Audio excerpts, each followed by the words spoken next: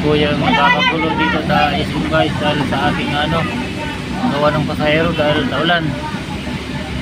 At yung ating sekretary basa na. Yun. Ayan guys yan. Ayan, basa na sila. Basa na guys yan dahil sa ulan. Papaulan sila. Ayan o. Ang ating i-drive guys. Ayan. Ang pasahero. Ayan. Ang pasahero natin guys mga basa na rin. Ang kasi yung silungan nila guys dito. Ayan lang. Ayan o. Kita nyo yan guys. Yung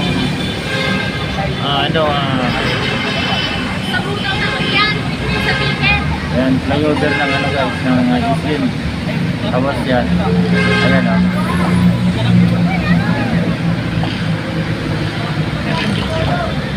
Yan yung naninikit dito sa boat. May nakapoto guys.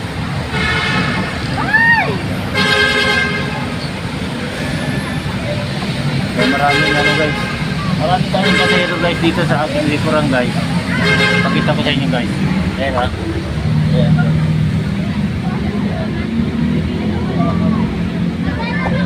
Kumago pa sa inyo guys. Yan dyan. Dahil dyan guys. Nakapila sila. Ayan o. Basa na sila sa ulan. Ayan guys.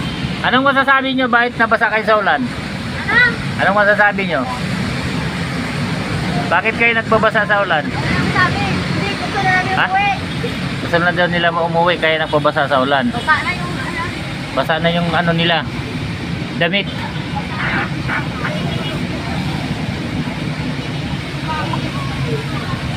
Hindi naman sila sumilong, pero gusto nila maligo sa ulan. Ayan.